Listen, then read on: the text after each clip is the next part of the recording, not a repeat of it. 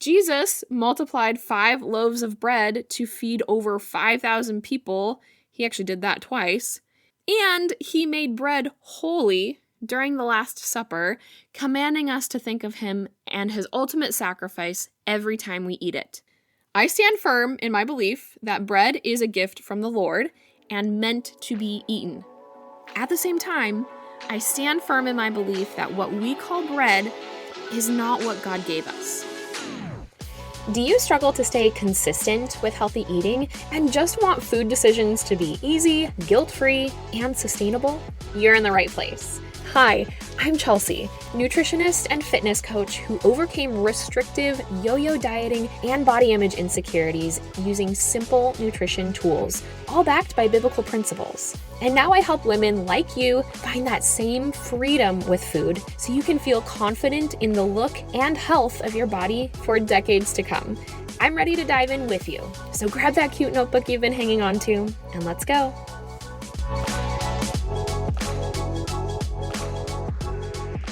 It's officially February, which is statistically when most New Year's resolutions completely die off, which breaks my heart because I know you set those resolutions for a reason, but life just gets in the way.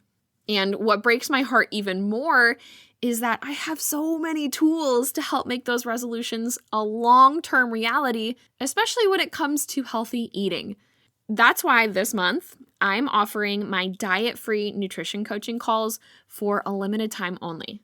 Head to coachrain.com/dietfree to schedule a 1-hour coaching session with me where you can ask me all your nutrition-related questions that the internet can't seem to give you a straight answer for. Tell me what's keeping you from staying consistent with healthy eating, and I'll give you an exact strategy that works for you, your goals, and your crazy busy schedule.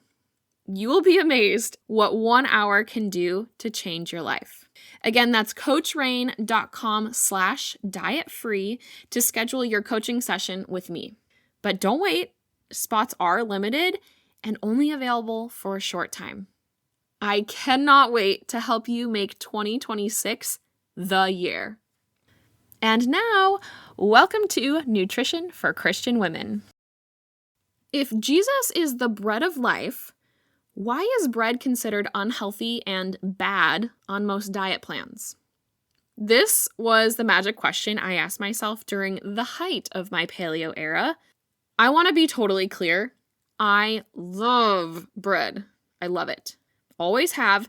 In fact, my mom likes to tell the story about how when she was pregnant with me, she craved salad and breadsticks from one restaurant in our hometown in particular. My dad would call ahead and bring those home as takeout for my pregnant mother. My dad was also the general manager of our local Panera Bread for years. I even worked for him during breaks while I was in college. There's just nothing like a warm, fresh loaf of bread. Ugh, I could eat the whole loaf. Doesn't matter what kind, no spreads or anything necessary. That is how much I love bread. So you can imagine the whole no grains rule on the paleo diet was kind of a bummer for me. And while I stuck to it for a long time, I did start to miss my dear old friend bread. And that's when the Lord laid that question on my heart. So in today's episode, I'm going to unpack what I have since learned about the discrepancy between bread being cited in the Bible all over the place in positive regard, and why we mostly deem it as unhealthy in the modern Western world. Most notably, there's a vast difference between the bread of biblical eras and the bread of today. Remember, everything was hand-grown, hand-harvested, and hand-baked back in biblical times. There were no machines or industrial mills, precision ovens, climate control storage units, or even bug repellents. So the bread that they made had to be eaten either that day or the next. There was no bread that lasted a week. Making bread was a daily activity. Hence that part of the Lord's Prayer, give us today our daily bread, meaning give us exactly what we need for today because tomorrow is never guaranteed. This was a metaphor the disciples would very clearly understand. So that's one way the bread of the Bible and what we know today are different. There were no preservatives. Biblical era bread was also made of wheat and grains that were far more nutrient dense than the grains that we use today. Like I mentioned, they were hand grown and hand harvested without pesticides. Virtually impossible to find in the modern Western world anymore. And because the soils in the biblical eras weren't over-farmed, they contained a greater density of nutrients than the soils we have now. Modern-day Western world bread pretty much only provides dietary fiber, which is a good thing, but one might argue that it is outweighed by the ill effects of consuming the chemicals used in the growing and harvesting process. Not to mention, most of these mass-produced grains hardly resemble the grains used in biblical eras. They've been genetically modified to maximize profits. So while it may be faster to grow and easier to grind, we lose nutrients and integrity along the way as a result. That leads me to the next difference between modern Western world bread and biblical breads: the flour itself. Here's the thing with grains. They have layers. When they are whole, their shelf life is pretty long. They can be stored for quite a long time. In fact, we have stories in the Bible that reference grain storehouses. But when we grind them into flour, those layers split apart and their shelf life quickly dwindles. If we don't use freshly ground whole grains rather quickly, they will spoil. That's why, again, baking bread was a daily routine for people in the Bible. Nowadays, we mass produce flour in factories with heavy machinery that grinds the grains in ways that removes the quickly perishing part so it can have a longer shelf life. However, in doing so, it removes much of the nutritional value of grains and the part that makes it digestible for most of us. So we, in our human brilliance, add back in synthetic versions of those key nutrients that we extracted during the milling process. That's why we have enriched flour. We took out the good stuff during the milling, so then we put it back in with a lab-made version. And then, to top it off, we bleach the flour. That started for a couple of reasons. Number one, pure white flour is more aesthetic for high-end baking, like pastries and things like that. Number two, the bleach masks any odors of potentially rancid flour that has spoiled. So by bleaching it, we are seemingly extending the shelf life even further. I have an entire section on bread in my book, The Guide to Eating Biblically in a Modern World, which you can grab a copy of from my website, coachrain.com/book. So if you want to dig deeper into this and even snag some simple recipes on how to make biblical bread, I recommend checking that out. But all of this is to say, I think both can be true. Jesus is the bread of life, and he chose the word bread because that was a key element to the diets of people living in biblical eras. And at the same time, we should also avoid the modern Western world version of bread as best as possible. Why? Because they're actually two completely different things. What the folks of Jesus' day knew as bread, we likely have never tasted. And they wouldn't even recognize what we call bread. The manipulation bread has gone through over the centuries has led us to create a product that has very little benefit and a lengthy list of harmful effects. Now, I'm not just going to leave you on this Debbie Downer note. What about those of us who love bread? I have come up with a 5-tier strategy to make bread healthy again and ways to keep it in your life. Starting at the top tier, most healthful way to make and eat bread, and that is to grow your own grain, grind it yourself as needed, and bake the bread from scratch. No chemicals, lots of nutrients, and yes, lots of time and labor, but arguably the most delicious. So if you love bread and you can't imagine life without it, and you want the best possible nutrient-dense version that's not going to harm your gut and make your family sick, that's the way to do it. The next tier below that is going to be sourcing your grain from a trusted farmer who avoids harsh chemicals, and then grind it yourself as needed.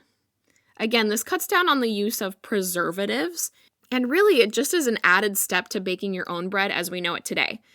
Instead of storing flour, you store grain and grind it into flour just before using it. The next tier below that, source your flour in small batches from a trusted farmer who, again, avoids harsh chemicals and also grinds in small batches. Then store that flour in the fridge, something I didn't learn for a long time, but flour does go bad, especially when it's all natural. Refrigeration slows that process down. And then, of course, use that to bake your own. The fourth tier down would be looking for unenriched, unbleached, organically farmed flour from the store, and then make your own bread. Ideally, sourdough for the fermentation, and that only requires flour, water, and salt, plus a few hours of your time. So here, we avoid all the ingredients often found in grocery store loaves that were made days, even weeks ago in a factory across the country. Trust me, it tastes infinitely better. And then the fifth tier would be to buy your bread from a local artisan baker who uses the aforementioned quality of flour. Obviously, this one saves the most time, but it is also the most expensive. When finding your go-to bakery, ask about the type of flour they use, their baking process, how often they bake, what they do with unsold product.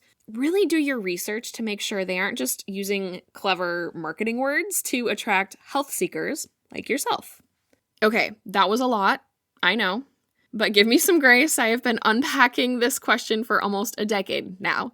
I have a lot to share. Here's the thing. God gave us grain. That is specifically mentioned in Genesis. He literally made it rain bread in Exodus 16. He brought bread to the prophet Elijah via ravens in 1 Kings chapter 17. He gave Ezekiel a specific recipe for bread in Ezekiel chapter 4. Jesus multiplied 5 loaves of bread to feed over 5,000 people. He actually did that twice. And he made bread holy during the Last Supper, commanding us to think of him and his ultimate sacrifice every time we eat it. I stand firm in my belief that bread is a gift from the Lord and meant to be eaten.